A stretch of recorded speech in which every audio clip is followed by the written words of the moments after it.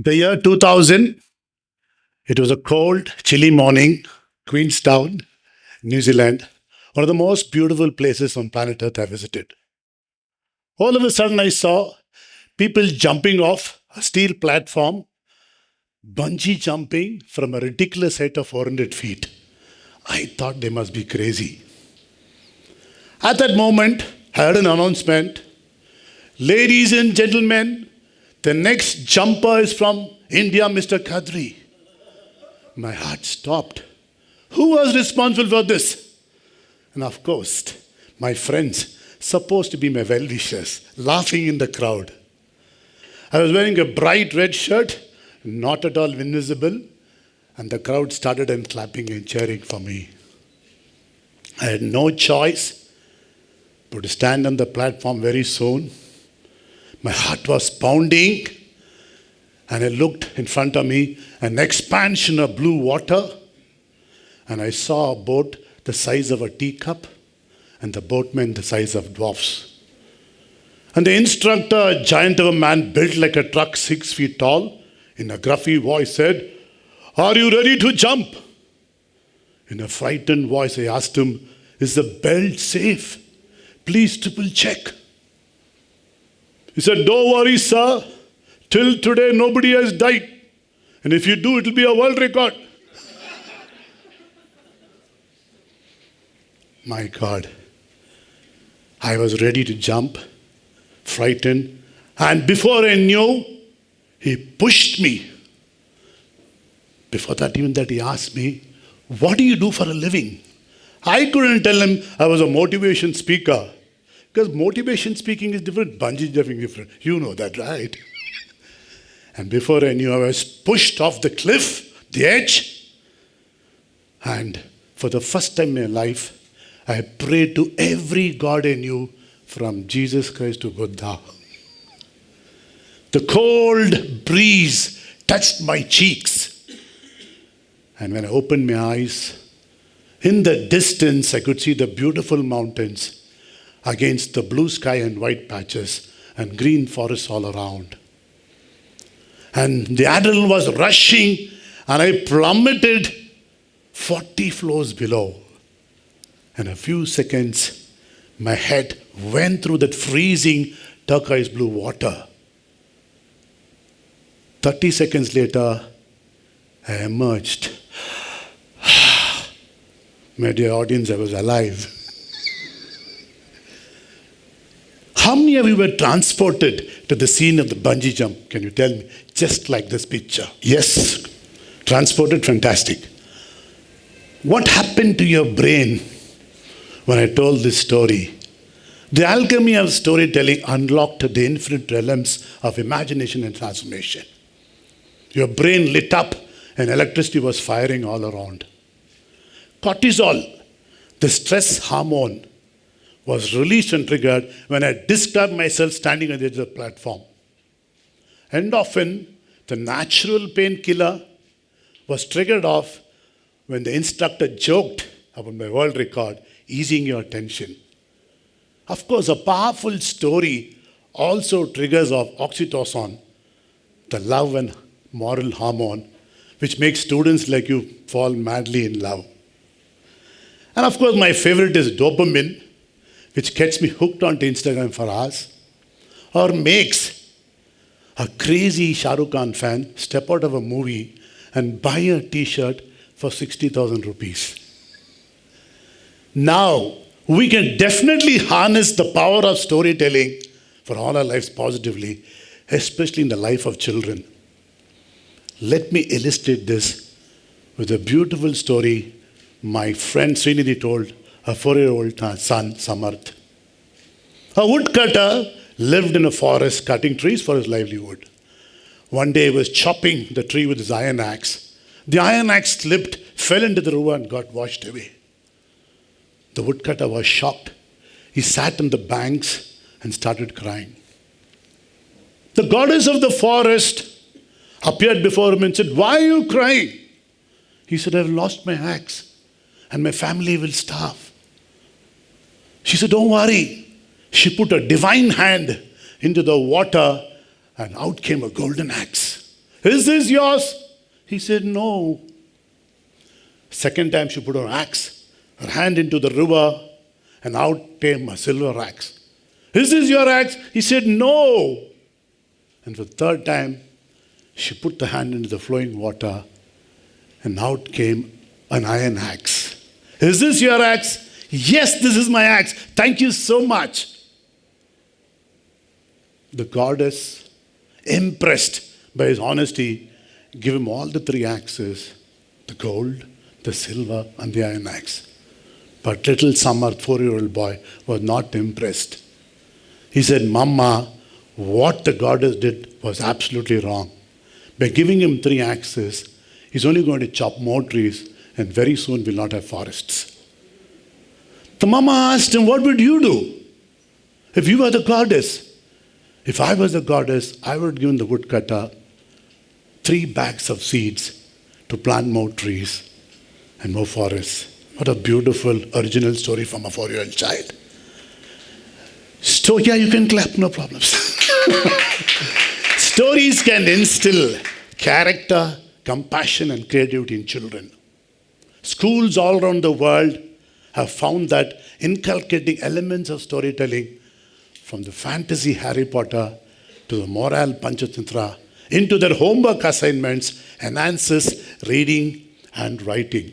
And there is enough proven evidence to show that. This was a study studied in UK. The project was called Stories in School, and the whole school was put to this project. And believe me, in 6 weeks, you can see the outcome. A whopping 79% of students wanted to read more books. About 76% excited about reading, and more importantly, 71% became better writing their stories.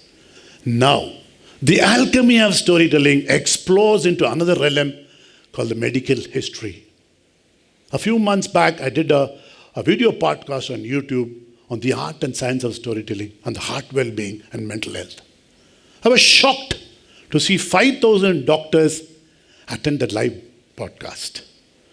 That evening, I received plenty of phone calls from across the globe from various medical professionals sharing experience and stories, how that stories helped patients suffering from post-COVID depression, and even more important, Alzheimer patients recalling cherished memories of their past when they listen to stories. Now you might ask a question may pop up in your mind. Yes, your stories are entertaining, but do they really work in life? Can we check it out? Just imagine you're in college. Situation number 1, first semester exams, last day of your exams. You've studied through the night and you haven't slept a wink. By evening, you're exhausted. You go to the Majestic bus stand, jump into a bus, and within a few minutes, you're snoring and sleeping. 30 minutes passes by, the door opens, a passenger gets in, around your age, and he comes and stands next to you. You open your weary eyes, you know there are no seats, and this passenger is going to stand for 350 kilometers. You are tired. What would you do in this position? How many of you would share your seats honestly? Let's be honest, we go back to sleep. Situation number 2, mid-semester, you get a phone call from home, grandmother is sick, you rush to the Majestic bus stand, Diwali time, not a single ticket available. Being aware of that, you still purchase a ticket and get into the bus, knowing fully well you have to stand all the way. Now you're the passenger, you're hanging over here, cursing your luck. 30 minutes down the line, a passenger sitting next to you looks at you and asks you, why are you standing? You say, I had no choice, it was an emergency. He gets up and says, you look tired, why don't you take the seat for some time? Thanking him, you get into the seat, and you're a good Kumbhakarna. You sleep for 4 hours continuously at a stretch. The bus stop, you startle awake, and you ask him, why don't you wake me up? He replies, I saw you sleeping like a baby. I didn't want to trouble you. This act of kindness from a stranger reverberated for you for months together. Situation number 3, Last day of your exam in engineering, you finish your exam, back to the Majestic bus stand, you are on a bus going back home, sleeping peacefully. The bus stops, the door opens, a passenger gets in, and he's standing next to you. How many of you would share the seat now? Can I have a thumbs up? Yes. Why was this change in attitude? Because it required a stranger to tell you that you're a beautiful human being? Or a magical storyteller may like me who mesmerizes you with your stories? It was indeed the power of stories which touched your heart and brought out the true human in you. Whenever I tell stories, people ask me, you're a professional storyteller, but what about us? How do we find these original stories and how do we remember them? Let me share with you some beautiful techniques today. Technique number 1, share your personal experiences like my bungee jumping experiences.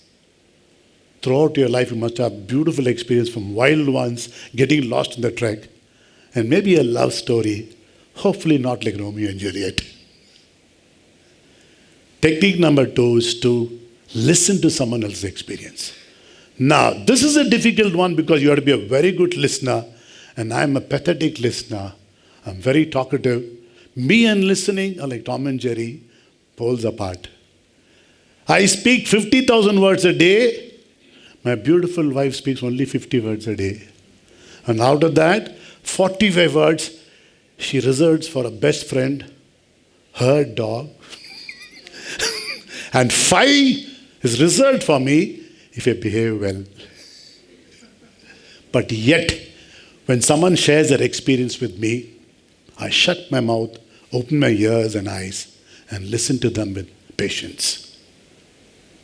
Technique number 3 is my best. I seek out experiences, and my favorite place is Kapan Park when I go for a morning walk.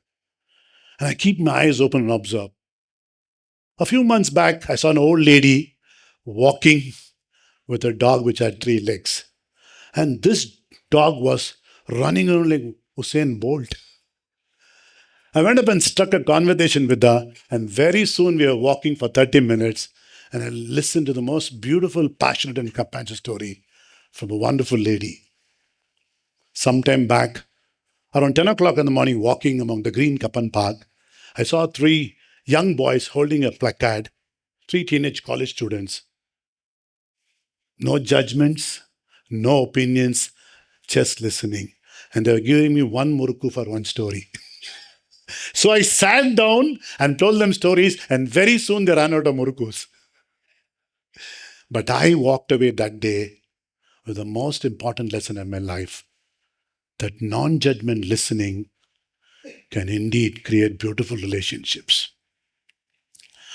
Now, beyond techniques, beyond the skills of storytelling, the greatest advice I ever got from my father when I was just 12 years old. He said, son, whenever you meet someone, do not judge them by their wealth or their wisdom. Just listen to the stories of their life and you will truly understand them. In the memory of my late father, an amazing storyteller, I wrote a heartfelt poem called Everyone Has a Story. And I wish to share them with you today. Everyone has a story. What will be your story? A story to dream of or a story to scream at? A story that inspires or a story that tires? A story of success or a story of ruckus? A story of kindness or a story of cruelness? Whatever your story, let love and compassion be a guiding star. Let your stories travel wide and far. My dear friends, the world is waiting to listen to your incredible story.